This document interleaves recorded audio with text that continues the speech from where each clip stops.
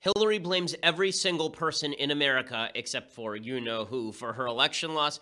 Plus, we talk about President Trump and whether he's about to cut a deal with Nancy Pelosi and Chuck Schumer. And I give you the full Berkeley update. Plus, should ESPN fire Jamel Hill? We'll talk about it. I'm Ben Shapiro. This is The Ben Shapiro Show.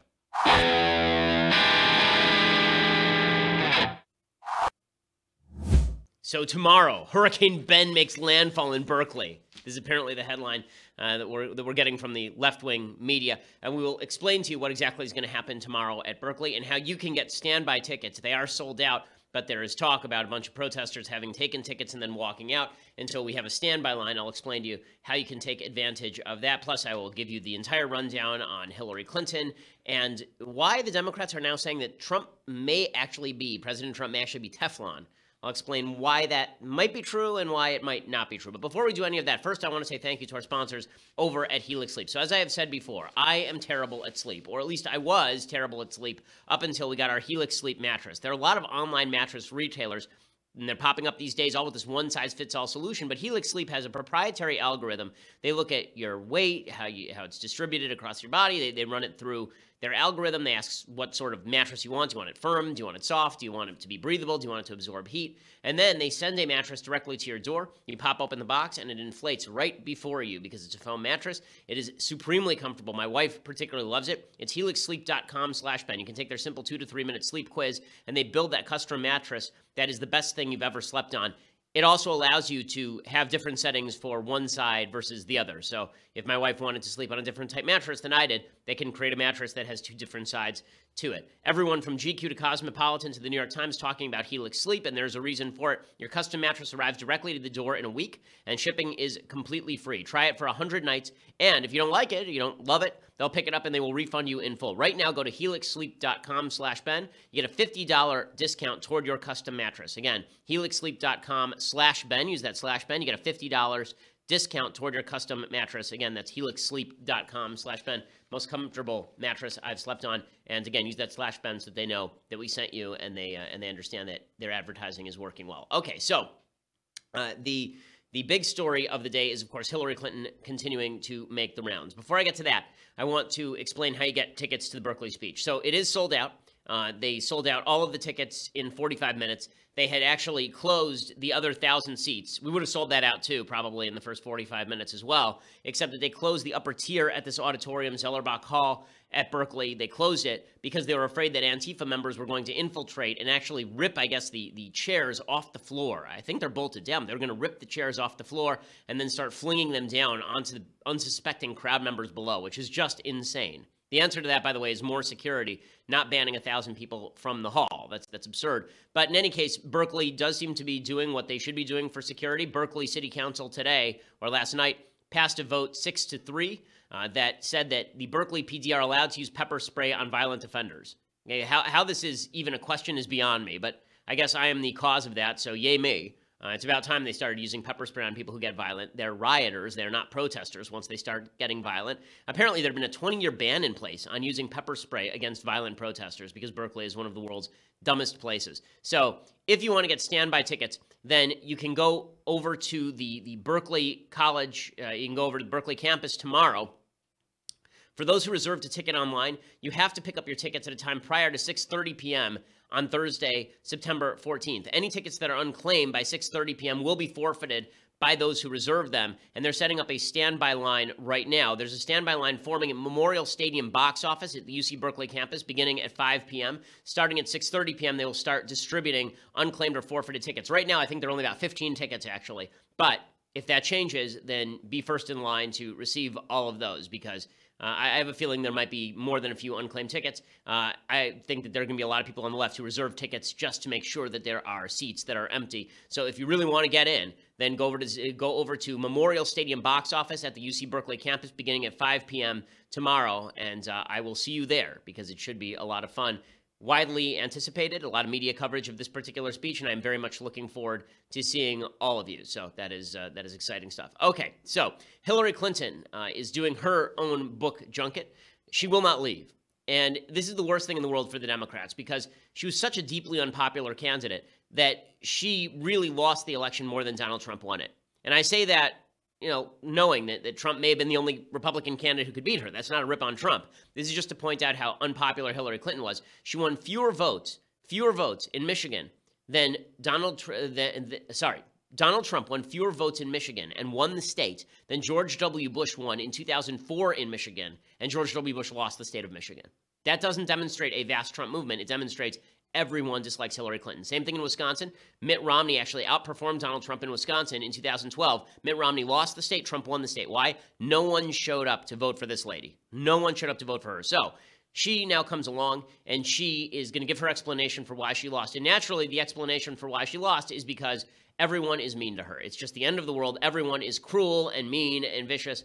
Her book came out yesterday, and apparently it is a heaping pile of garbage. There are amusing parts of it. I will admit, I've read some of the sections of it. I haven't had a chance to pick it up as of yet. It's been a bit of a busy week. And, frankly, if I can somehow put it off to the point where it becomes irrelevant to the news, that'd be great, because I would not want to spend 4 hours reading her book.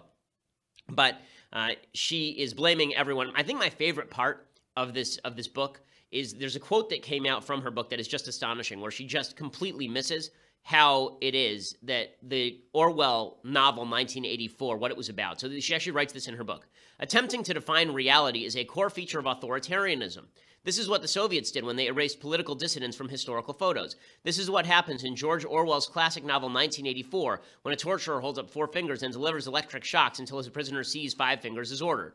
The goal is to make you question logic and reason and to sow mistrust. For Trump, as with so much he does, it's about simple dominance. So she basically says the big problem with 1984 is that it's supposed to make you distrust, that Trump's shtick is to make you distrust the press and the authorities, just like in 1984, which is not what 1984 is about. That's about why you should not trust the press and the authorities. The entire book is about not trusting the press and the authorities. But Hillary Clinton is nearly as bad at literary analysis, apparently, as she is at things like running for office. Okay, so here is Hillary doing her shtick. She first of all rips the press. She starts off with, it's the press's fault. It's all the press's fault. They were just mean to me. If they hadn't been so cruel, then I would have won this election. But I don't think the press did their job in this election, with very few exceptions. So the hard questions about what was real and what was realistic and what could happen with the right kind of election outcome were never really joined. And so, I found it frustrating, obviously, because I think I could have defended and lifted up a lot of what I believed we could do. But really, Ezra, when you get 32 minutes in a whole year to cover all policy, how does that work?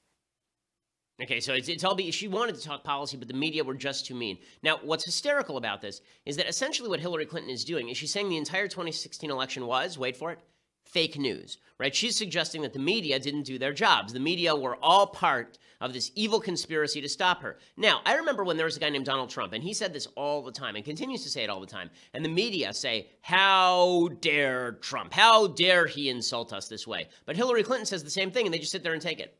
Well, she's probably right. Maybe we didn't do our jobs this time. Maybe we should have been more sycophantic. The big problem for Hillary Clinton and the Democrats is that the media were so sycophantic during the primaries, they refused to acknowledge what a bad candidate she was. So by the time she was exposed to the light of day, she just withered in the light of day. If the media had been honest about what a terrible candidate she was early on, the chances that she would have not won the nomination would have been exceedingly low. I mean, the media bias is always to the left. The best example of this today, there's an amazing tweet from a guy named Chris Chaliza over at CNN. Sometimes I think Chris Chaliza does some interesting stuff, but he tweeted something today that's just incredible. Here's what he tweeted, quote, "The Today Show did Ted Cruz porn video and Seattle mayor resignation in its first 10 minutes. Banner day for politicians." Okay, why do I bring this up? Because when he says the Today Show did the Ted Cruz porn video and Seattle mayor resignation, you have to understand what those stories are to understand how biased the media is. Hillary says the media are biased against her and Democrats. Okay, that's insane. The Ted Cruz porn video? No, Ted Cruz was not in a porn video. No, Ted Cruz was not caught watching a porn video. One of his interns liked a porn video on his Twitter account that he doesn't even run. Okay, that's the Ted Cruz porn video story that was worthy of Chris Chaliza's tweet. And what is this Seattle mayor resignation story? That's Democrat Mayor Ed Murray of Seattle, who's a garbage mayor. He had to resign because there was a 5th allegation of child molestation against him. Child molestation, okay? Allegedly molested 5 kids. Okay, and here he is, Ed Murray resigning. But how is that characterized by Chris Chaliza? As Seattle mayor resignation. Would you get from that he was resigning because of alleged molestation? Is that what you would get from that? If you just read those two phrases, Ted Cruz porn video and Seattle mayor resignation, which one of those do you think would actually include a sex scandal? If you just read those two phrases. The Cruz one, right? But the Cruz thing's a nothing. The Seattle mayor just had to resign. He was, by the way, an up-and-comer in Democratic circles. There was talk about him running for governor of the state of Washington, Ed Murray. He's, I think, the first openly gay mayor of Seattle. He's $15 minimum wage guy in Seattle. Progressive hero. Molested, allegedly, 5 children. 5 underage people. And Chris Chaliza characterizes that as Seattle mayor resignation. But no, we're supposed to believe that Hillary really, she was the one who was treated roughly by the media. Not Republicans, not Trump. It was really Hillary Clinton. Then Hillary said, you know who else is to blame? You know who else is to blame for all of this? I'll tell you. It was James Comey. James Comey was so mean. Here's Hillary Clinton explaining. I believe, absent Comey, I might have picked up 1 or 2 points among white women. I'll give you the example I use in the book. So before the Comey letter on October 28th, I was 26 points ahead in the Philadelphia suburbs. That could have only happened if I had a big vote from women, Republican women, independent women. A week later, 11 days later, I win the Philadelphia suburbs by 13 points. I needed to win by 18 points to be able to counterbalance the rest of the state. That wasn't just me. That's how Democrats win Pennsylvania in presidential campaigns. It stopped my momentum, and it hurt me, particularly among women. And I have so much anecdotal evidence for this. And now researchers are starting to pull some of this together. You know, all of a sudden the husband turns to the wife. I told you, she's going to be in jail. You don't want to waste your vote. You know, the boyfriend turns to the girlfriend and says, she's going to get locked up. Don't you hear? She's going to get locked up. I mean, all of a sudden it becomes a very fraught, kind of conflictual experience. What I love here also so is the statement from Hillary Clinton here that it's all the evil men who are telling their women, these stupid women. If only the stupid women wouldn't listen to their men. It's their men who are turning them and saying, she's going to be locked up. And the women are going, oh, darling, okay, I guess I won't vote for her anymore. Like, that's how Hillary Clinton actually pictures her own female voters. I can't imagine why this lady lost. I cannot imagine why this deeply unlikable human being lost. Then she says it wasn't just Comey, it was also Russian meddling. So first of all, just to point something out about the Comey thing, yes, James Comey botched this thing all the way through. But if you recall, the botchery started with him not indicting her in the first place, not recommending indictment in the first place, by actively changing the standard of law back in July. Instead of just handing over his recommendation to Loretta Lynch, he did the bidding of Barack Obama. Right? He basically was writing her exoneration statement before he even interviewed her. You don't get to complain about James Comey when it's James Comey's fault that you were even running competitively up until the end of the election cycle. It wasn't just Comey, though, and it wasn't just the press. It was also the Russians, the Ruskies, the evil Ruskies. You notice there's one person who's missing in all of these calculations. Her name rhymes with Schmillery Blinton. But here's Hillary Clinton explaining that it was the Ruskies, that they wanted to take her out. Election was how effective the Russians through WikiLeaks were in weaponizing information against me, and how they were getting really good political advice about placement, both geographic and platform, from somebody. And we'll leave it at that. Yeah. But we didn't really see that. That was not clear to us at the time in the campaign. And in retrospect, you know, we saw how, if you analyze Google searches, they were spiking in places that had been sort of swing, had ended up voting for President Obama, but were, you know, subject to being persuaded by the other side. WikiLeaks searches were off the charts. People were trying to understand, and they were trying to make sense of some of the stuff they were hearing on their Facebook, you know, feeds, or a friend telling them. I love the implication here, by the way, that they were cleverly weaponizing WikiLeaks. Okay, I was there. What WikiLeaks did is they just released giant caches of documents. The idea that they were strategically releasing portions of them in various outlets just is not true. That's not how WikiLeaks worked. They would dump a bunch of documents, and then people like me and my staff would crowdsource them. Okay, that was just stuff that happened during the election cycle, but it was also the Russians. You know, it wasn't the fault of the DNC for not actually protecting their servers. It was the Russians. It wasn't Hillary Clinton's fault in any way. It was that Hillary Clinton was victimized by the Russians. So now here are the people she's blamed. The press, James Comey, the Russians, and now we're about to find out that it was sexism and misogyny. That's really what happened here, is people don't like women. Right? As people don't like women, it wasn't people don't like Hillary Clinton. It's that they don't like women in general. Like white women, who, by the way, went for Donald Trump by a pretty wide margin. It's that white women hate women. That's really the problem here. I was really quite taken aback at the attitude and the behavior of my general election opponent, because he made no bones about it, literally.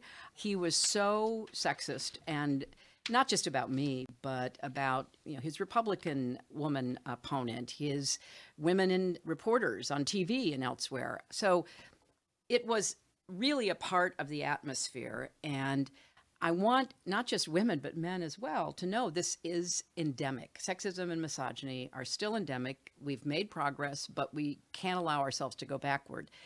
And as I point out in the book, it never was just about me. I happen to have the big bullseye on my head, but it was about women. And in the months since, we've seen reports out of Silicon Valley and other businesses, as well as politics, where distinguished women like Elizabeth Warren or Kamala Harris or Kirsten Gillibrand, or others in the media are being treated to a level of overt sexism. Okay, this is absurd. This is absurd. People don't like Hillary Clinton. It's not they don't like women. That's ridiculous. Okay, Kamala Harris is only being talked about for the presidency because she's a woman. She's been in the Senate for 5 minutes and done nothing. Elizabeth Warren being talked about for president is an absurdity. I know Elizabeth Warren. She's a professor at Harvard Law School, and I was there. Okay, the idea that Elizabeth Warren is being talked about as a presidential candidate is an absurdity. Kirsten Gillibrand. These are absurdities. But the idea that these are being treated, it's that sexism was unlocked in the last election cycle. No, what happened is that people got tired of people like Hillary Clinton labeling them sexist, and they didn't care what Trump had to say anymore. That's what happened here. People had a choice, right? They could either take Trump with, yes, some of his sexism, but at least he wasn't calling them sexists, or they could take Hillary Clinton, who was lecturing them every single day about how they hated women. And that was an easy choice for most people. But no, it's that Americans are sexist. Americans are brutal and sexist. That's the real issue here. I don't remember Hillary Clinton speaking out the same way about any of the various Republican women over the course of her long, illustrious career. I remember her speaking out the same way when she was targeting Juanita Broderick, when she was targeting Kathleen Willey, when she was targeting Monica Lewinsky. I don't remember her speaking out the same way in favor of women, obviously. So I love this revisionist history that it's all about Americans decided they hated women. Just like Ta-Nehisi Coates has said Americans decided they hated black people, Hillary says Americans decided that they hated women. But it's not just that. Hillary also blamed Bernie Sanders, and we'll get to that in just a second. Again, everyone has to be blamed, and the reason this is important, folks, is because I don't think the Democratic Party has actually moved beyond this mentality. I think they are stuck in a rut. I think they're stuck in a place where they basically want a divorce from the American people over this election cycle.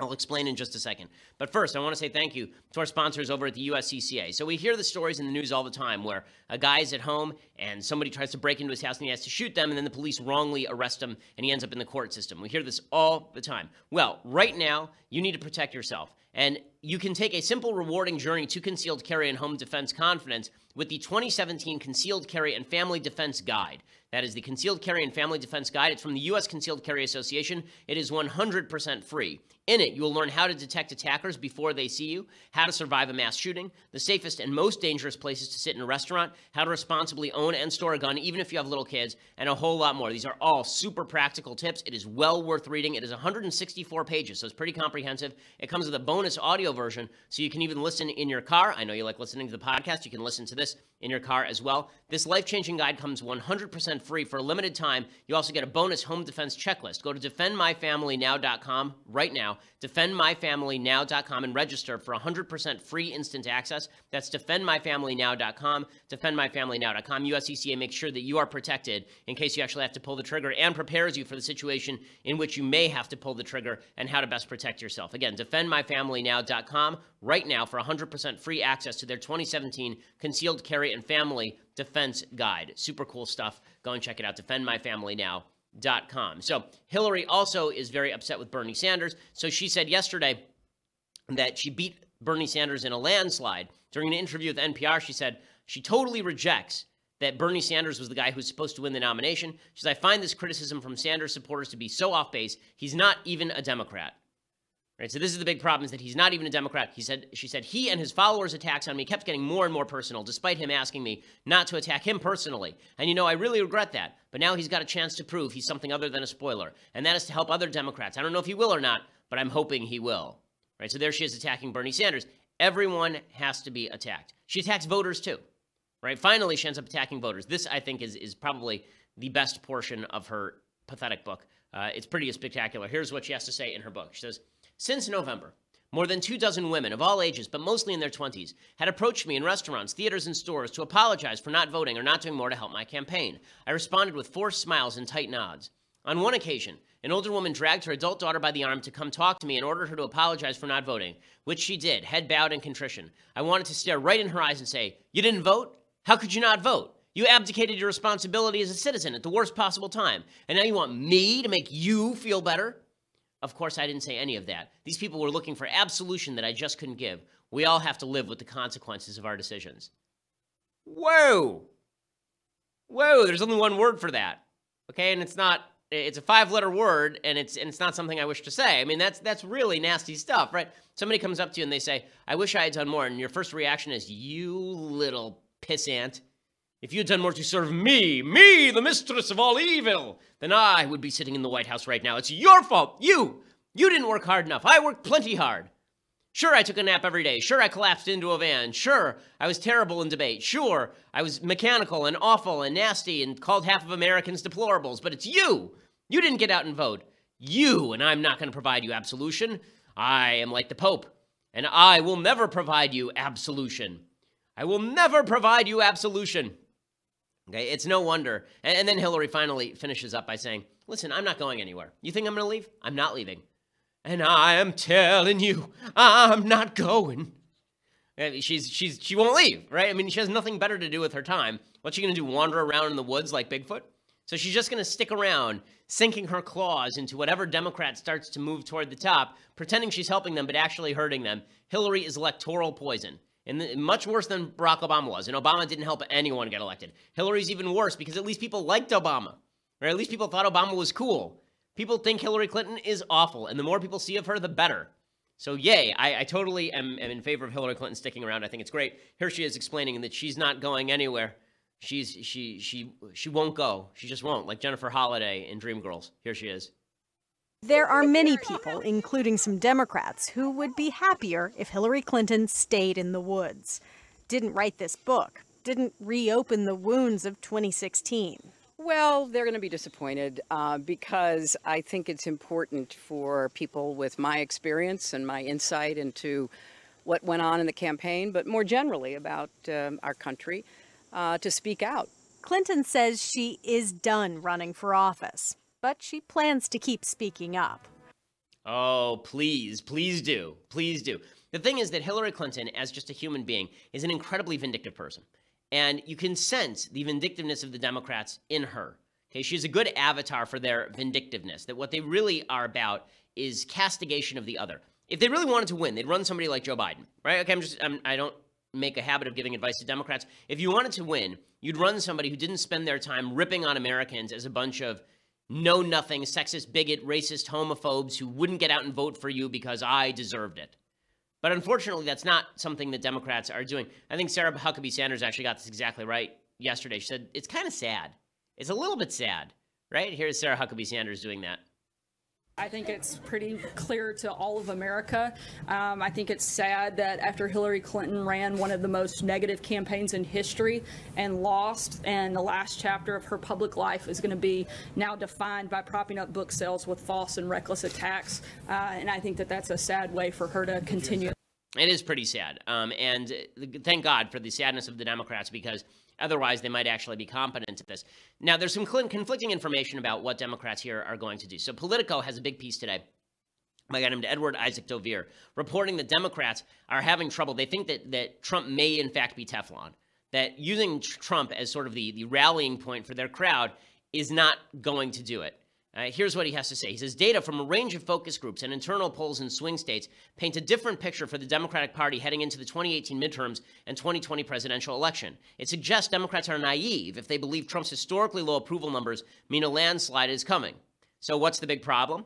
Well, there are a bunch. First off, Bernie Sanders' economic program is not convincing to people. So today, it came out that a bunch of Democrats, I've written about this and talked about it yesterday, a bunch of Democrats, Elizabeth Warren, Kamala Harris, Gillibrand will soon jump on board, all of the Cory Booker, all of the front-running 2020 Democratic candidates are talking about embracing Bernie Sanders' Medicare for All plan.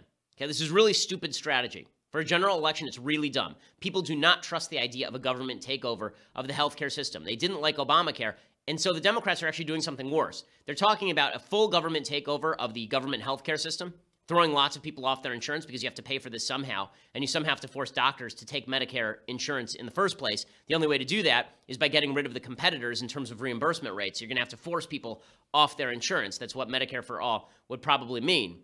But Democrats are pushing that, but they're also actively undercutting their own point. When they did Obamacare, they said, listen, Obamacare is not going to be about single payer. We're not moving towards single payer, guys. I mean, how dare you? President Obama said this. Well, this is, first step toward making healthcare better, but we're not looking at single payer. And now you've got every Democrat in the world saying single payer is on the table. The American people don't want any of that. Democrats in the base do. Radical Democrats in the base want all that. But nobody in middle America wants a nationalized healthcare system. But Democrats are moving to the left on these economic programs in order to get that base revved up for the full-on election cycle. Big mistake. Big mistake. I'll explain to you the other mistakes Democrats are making, why they're taking their lead from a combination of Bernie Sanders and Hillary Clinton, which is a really terrible combination, in just a second. But first, I want to say thank you to our sponsors over at My Patriot Supply. So right now, you look at the headlines, there's a hurricane in Texas. There's a hurricane in Florida. There are tornadoes hitting the middle of the country. There's a possibility that North Korea is developing an intercontinental ballistic missile tipped with nuclear weapons. Right? All of that means that at the very least, you should have some food in your house in case things go bad. It's not too much to ask. For $99, you get 102 servings of breakfast, lunches, and dinners from My Patriot Supply. Get their new survival food supply for just $99, less than $1 per serving. Order now at 888-803-1413, 888-803-1413, or online at preparewithben.com. It's $99 plus free shipping, preparewithben.com. My Patriot Supply believes in old-fashioned values. They're good folks, so go over and work with them at 888-803-1413, 888-803-1413, preparewithben.com. Again, protecting your family for $99 is a no-brainer. You store the food. You don't have to worry about it ever again. People at the office say it tastes like home cooking, so it's good stuff. And there, you see how the shelves basically empty anytime there's any sort of disaster. Don't be the person who's caught left holding the empty bag. Go to, instead, My Patriot Supply, preparewithben.com. That's preparewithben.com. Okay, so as I say, the Democrats are now lashing out at the American public, and that's what we've seen for the last 7 months. They just keep the Women's March is a lashing out at the American public. The support for the Black Lives Matter movement, it's a lashing out at the American public. We're seeing a consistent lashing out at the American public, and it's really ugly, and that's what's driving people into Trump's camp. So what are their new strategies to fight Trump?